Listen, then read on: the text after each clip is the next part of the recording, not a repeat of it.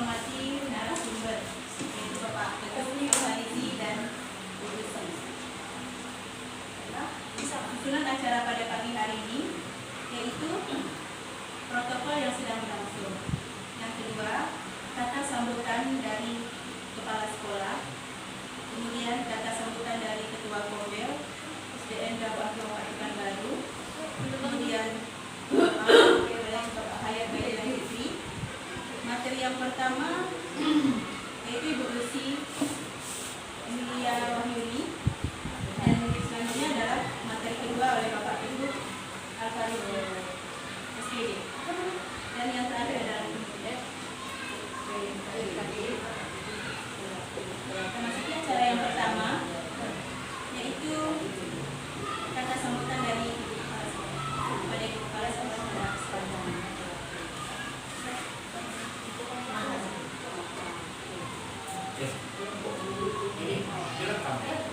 Dokumentasinya siapa? Itu udah direkam ini.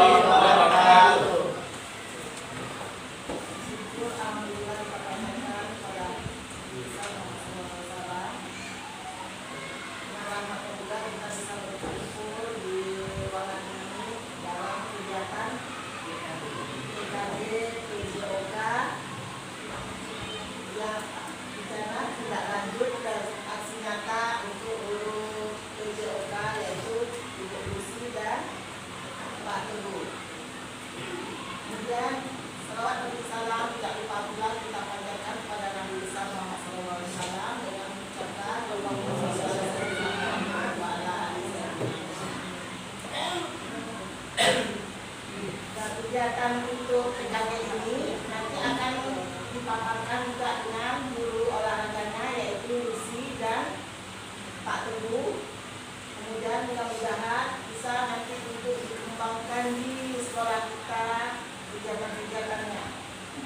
Demikianlah yang dapat disampaikan. Assalamualaikum warahmatullahi wabarakatuh. Waalaikumsalam warahmatullahi wabarakatuh. Terima kasih kami ucapkan kepada kepala sekolah yang telah menyampaikan nasihat dan arahannya. Semoga apa yang disampaikan dapat memberi manfaat pada kita semua.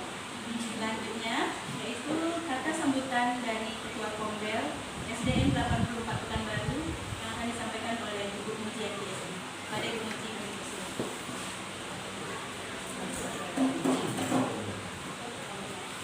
Assalamualaikum warahmatullahi wabarakatuh.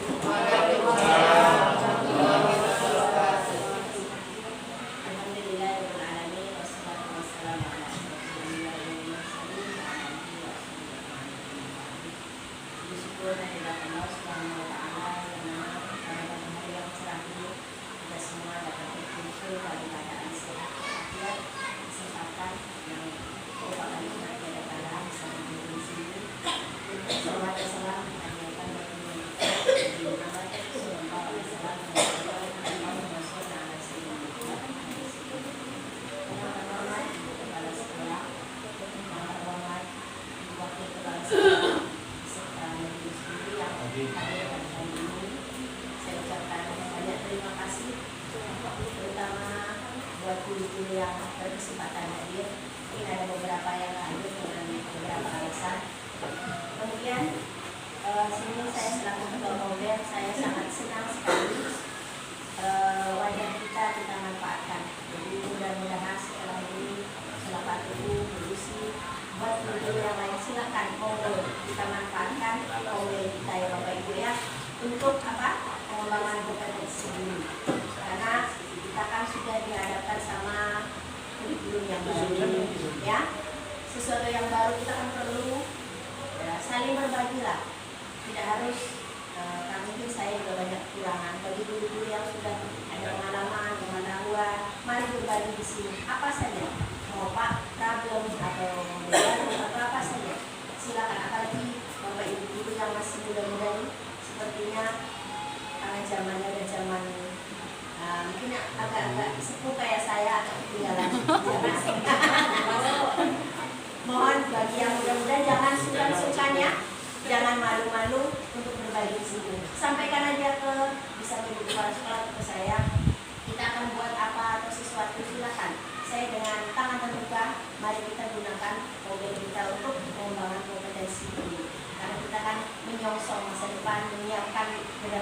saya dulu dulunya dulu harus siap.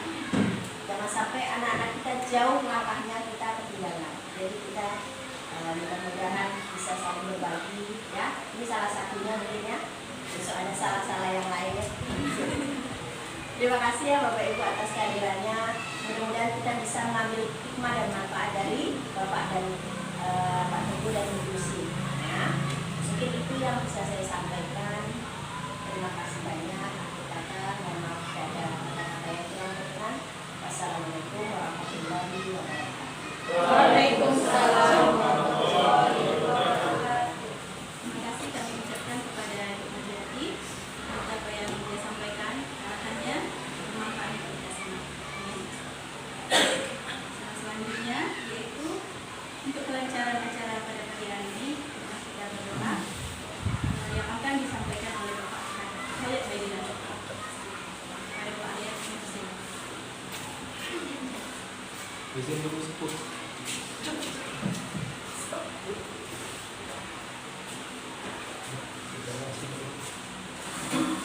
Bismillahirrahmanirrahim. Assalamualaikum warahmatullahi wabarakatuh. Waalaikumsalam warahmatullahi wabarakatuh. Ini kita mulai acara kita dan berdoa Astagfirullahaladzim. Astagfirullahaladzim. Astagfirullahaladzim. أعوذ بالله من الشيطان الرجيم بسم الله الرحمن الرحيم حمدا كثيرا حمدا نعمل حمدا وفي نعمة بكاء مزيدا ربنا ولك الحمد ولك الشكر كما ينبغي لجلال وجهك الكريم وعظيم سلطانك اللهم صل على سيدنا محمد وعلى آل سيدنا محمد اللهم اجعل جمعنا هذا جمعا مرحوما وتفرقنا من بعده تفرقا معصوما برحمتك يا أرحم الراحمين اللهم انفعنا بما علمتنا وعلمنا ما ينفعنا وارزقنا علوما تنفعنا في الدين والدنيا والآخرة اللهم اجعلنا علماء عاملين متقين صالحين مرشدين مهتدين برحمتك يا أرحم الراحمين ربنا ظلمنا أنفسنا وإن لم تغفر لنا وترحمنا لنكونن من الخاسرين ربنا آتنا في الدنيا حسنة وفي الآخرة حسنة وقنا عذاب النار صلى الله على سيدنا محمد وعلى آله وصحبه وسلم والحمد لله رب العالمين. Assalamualaikum warahmatullahi wabarakatuh. Waalaikumsalam. Acara selanjutnya yaitu disampaikan oleh Bapak Teguh Al-Farizi. Bapak Al-Farizi. Bapak Al-Farizi.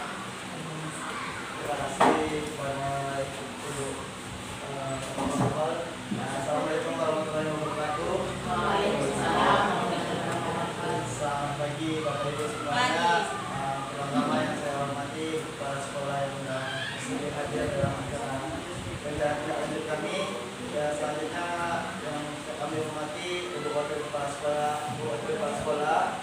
Selanjutnya Bapak Ibu guru senior yang kami hormati, kami ucapkan terima kasih yang sebesar-besarnya atas kehadirannya pada pagi hari ini dalam program rencana tindak lanjut kami yang senyata, yaitu saya akan menyampaikan rencana tindak lanjut yang pertama, yaitu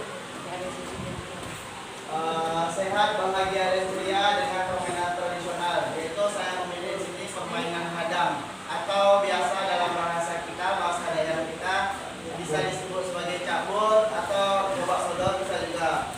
Permainan tradisional ini pada era sekarang kebanyakan perlahan-lahan sudah mulai menghilang dengan perkembangan zaman. Contoh, dulu ada namanya permainan seperti patok lele, yang sekarang hanya beberapa anak saja yang memainkan permainan tersebut. Ada yang namanya permainan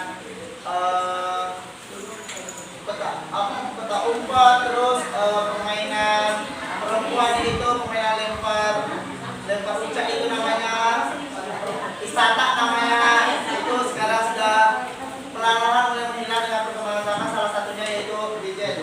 Latar belakangnya yaitu pada era globalisasi dan modern sekarang, budaya dan kearifan lokal daerah sudah mulai tergeser oleh budaya modern yang semakin digemari oleh anak-anak. Peserta didik atau anak-anak cenderung lebih mengenal dan menyukai budaya modern daripada budaya tradisional daerah mereka. Terutama pada permainan tradisional, banyak dari peserta didik yang tidak mengetahuinya karena sudah terbiasa dengan gadget. Ini bisa kita tanyakan langsung kepada para peserta peserta didik. Mungkin hanya beberapa peserta didik saja yang mengetahui apa-apa saja permainan tradisional yang berasal dari daerah mereka. Contoh dari daerah Pekanbaru atau Riau ini banyak sekali permainan tradisionalnya. Ada gerobak sodor, ada gasing. Nah, gasing itu biasanya di Kalimantan ada juga.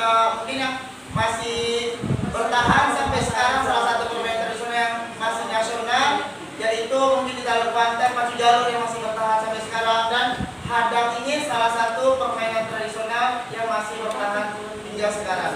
Karena permainan hadang ini dimainkan oleh anak-anak hingga tingkat nasional, udah dimainkan oleh anak-anak.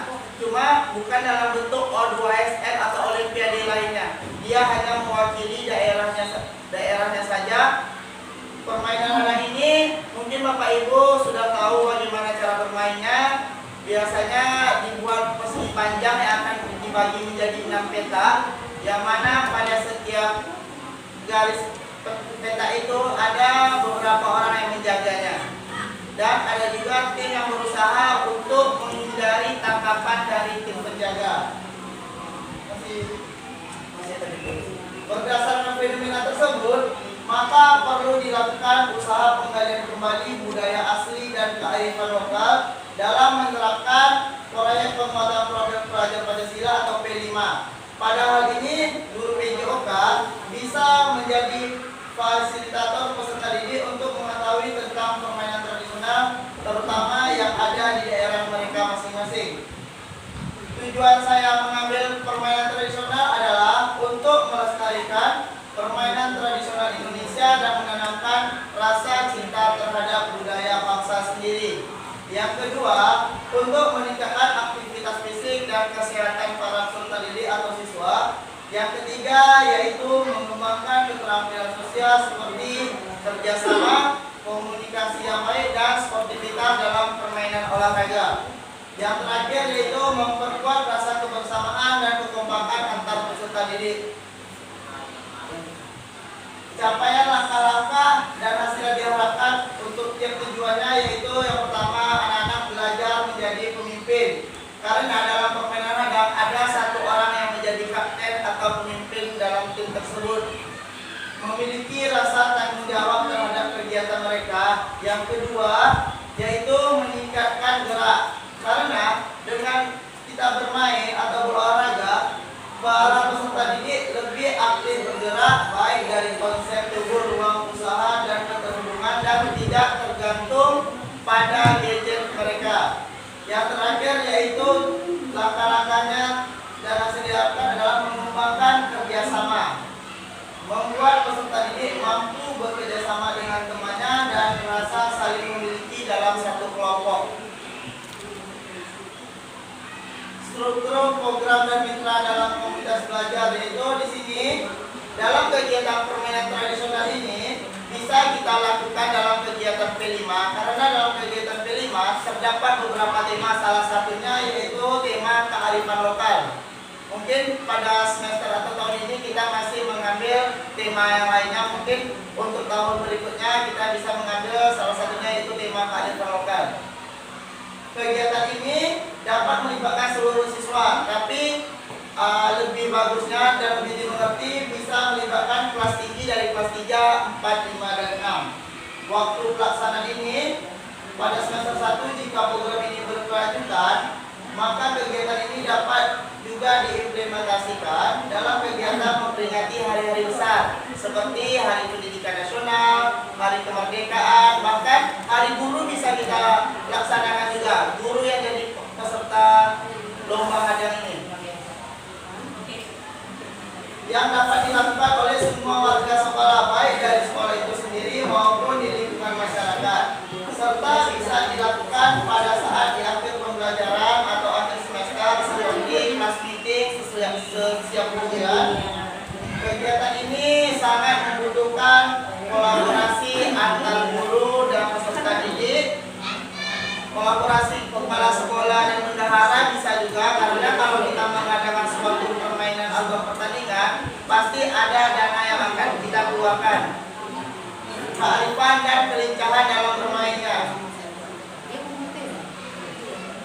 Yang selanjutnya yaitu pernyataan tentang kapasitas yang dimiliki kelas atau sekolah. Yang pertama yaitu manusia.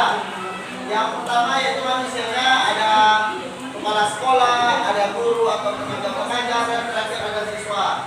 Fisiknya yaitu halaman sekolah atau lapangan yang akan menjadi alat pendukung dari permainan tradisional. Yang ketiga yaitu sosial, karena ada aturan sekolah yang berdampak pada seluruh elemen yang ada. Yang keempat lingkungan, karena lingkungan kalau biasanya yang berada pada pusat kota itu biasanya lapangannya agak susah dicari. Biasanya di pinggir-pinggir kota itu banyak sekali lapangan-lapangan yang besar untuk bermain permainan tradisional. Yang selanjutnya yaitu finansial. Nah, seperti saya bilang tadi, kalau misalnya kita melaksanakan kegiatan di sekolah atau pertandingan permainan antar siswa, antar guru, pasti kita sangat membutuhkan finansial atau dana. Mungkin bisa kita anggarkan dengan dana bos atau sumbangan dari guru-guru atau dari peserta didik. Selanjutnya yaitu politik, yaitu kebijakan dari kepala sekolah, komite, dan puskesmas. Dan yang terakhir agama dan kebudayaan, yaitu tentang jenis permainan tradisional tersebut. Selanjutnya kemungkinan tantangannya yang pertama yang pasti yaitu waktu. Karena kita di sekolah ini yang pertama fungsi kita yaitu mengajar. Waktu dalam pelaksanaan ini sangat jadwal yang padat dalam rangka kegiatan ini biasanya kita hanya bisa laksanakan di hari-hari besar saja, seperti saya bilang tadi, hari guru, hari pahlawan, hari pendidikan, atau hari kemerdekaan. Yang kedua yaitu faktor alam, karena di sini kita bermain di lapangan yang terbuka. Faktor alam menjadi suatu tantangan atau halangan, karena kalau sudah hujan atau becek lapangan itu tidak bisa digunakan. Selanjutnya yaitu motivasi.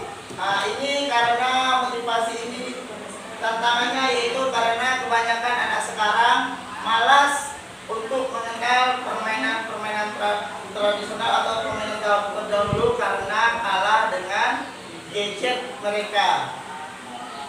Yaitu yang selanjutnya tantangannya yaitu manajemen tim, karena perbedaan kemampuan gerak, strategi dan acting. Dan yang selanjutnya evaluasi dan umpan balik, karena kurangnya saran membangun secara konstruksi pada setiapnya.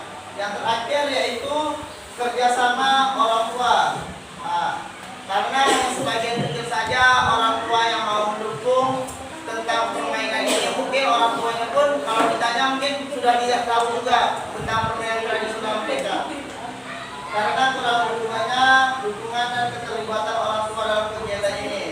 Jadi yang saya sampaikan di sini dan yang saya harapkan, apalagi kami berdua sebagai guru PJOK dapat melestarikan budaya dan permainan tradisional kepada para peserta didik. Kami pun akan terus belajar dan menggali permainan tradisional apa saja yang bisa dimainkan di lingkungan sekolah. Mungkin kegiatan kami ini tidak hanya berlanjut dalam PKG saja, mungkin bisa kami lanjutkan di luar PKG ini, tapi itu harus dengan bantuan dari sekolah, pastinya kepala sekolah dan semua guru yang ada di sekolah ini. Mungkin hanya itu yang dapat saya sampaikan terhadap rencana tindak lanjut saya. Terima kasih kepada Bapak Ibu, saya ucapkan wabillahi taufiq wal hidayah. Wassalamualaikum warahmatullahi wabarakatuh. Waalaikumsalam warahmatullahi wabarakatuh. Terima kasih kami ucapkan kepada Bapak Ibu. Semoga apa yang disampaikan memberikan manfaat kepada kita. Amin ya Allah. Ada sesi tanya jawab. Bila kita lanjutkan dengan sesi tanya jawab. Boleh Bapak Ibu yang bisa menanyakan kita jawab dari pemaparan Bu Lucy dan saya.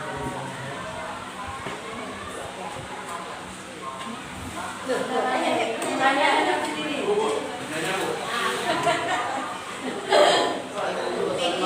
Ya, kalau Silo kan. Pertama, dalam sehat dan juga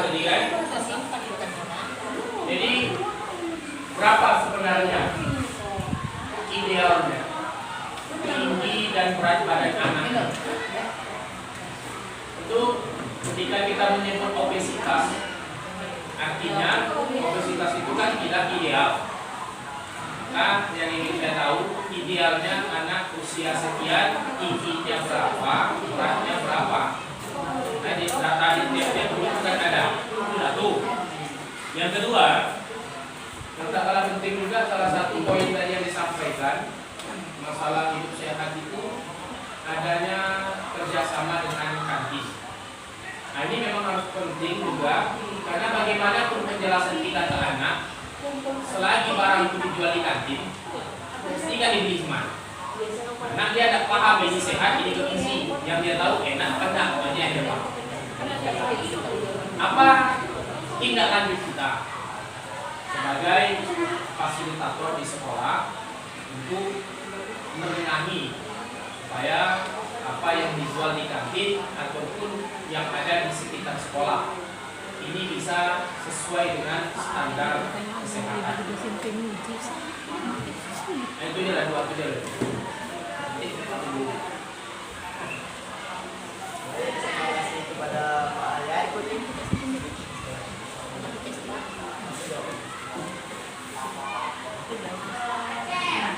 Saya akan menjawab pertama yaitu tentang berapa yang tinggi dan berat badan anak agar tidak dikatakan obesitas. Nah, kalau untuk tinggi dan berat badan anak pada anak usia 6 tahun itu beda antara normalnya tinggi anak tinggi dan berat badan anak di usia 6 tahun itu yang pertama, jika umurnya 6 tahun bagi laki-laki, tinggi badannya itu 116 cm dan berat badannya 21 kg. Ada rumusnya enggak tuh? Kenapa? Dia hanya Nah, maksudnya direntangkan. kalau tingginya sekian, idealnya beratnya sekian. Nah, itu rumus umpamanya kan. Tingginya Biasanya itu di status gizi, Pak. Dilihat. begitu. Ya, dia nanti ada hitungan status gizi. Nanti disesuaikan dengan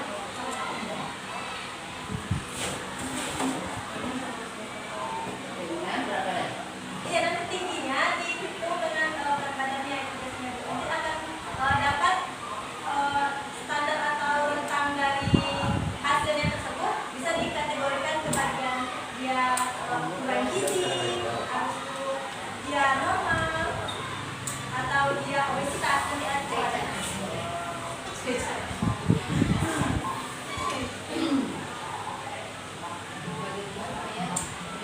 Itulah. Dapat diterima.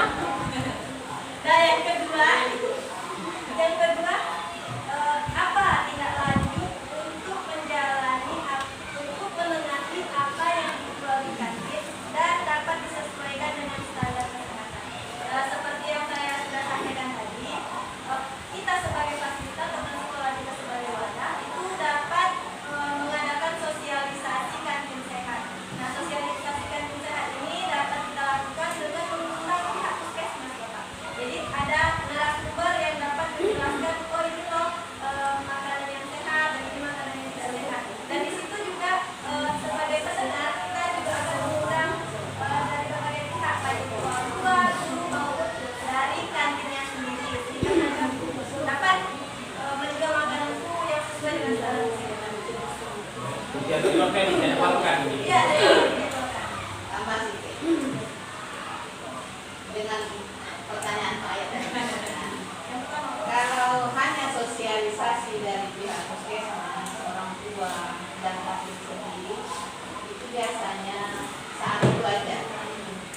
Ada baiknya kita Bapak berdua mencoba kembali Bapak Ibu biasanya yang nggak biasa dong Bapak. Biasa Gu. Bekerja sama lagi dengan Balai POM dan secara berkala untuk memeriksa kantin kita dan yang jualan di sekitar sekolah. Karena kalau kita yang memeriksa, itu nama guru kita yang akan muncul. Sianu yang sering meriksa. Tapi kalau Balai POM, mereka memang berkuasa. Nah, memang ada wewenang. Dan kita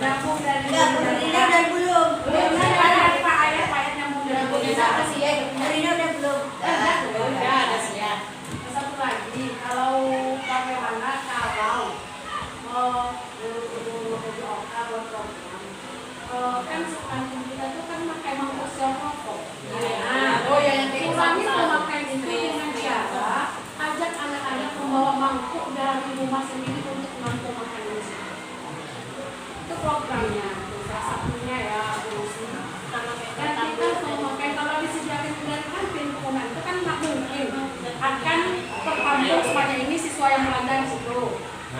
Saya pernah melihat sekolah yang sekolahnya anak-anak itu bawa mangkuknya dari masing-masing pergi kan kantin bawa makan itu.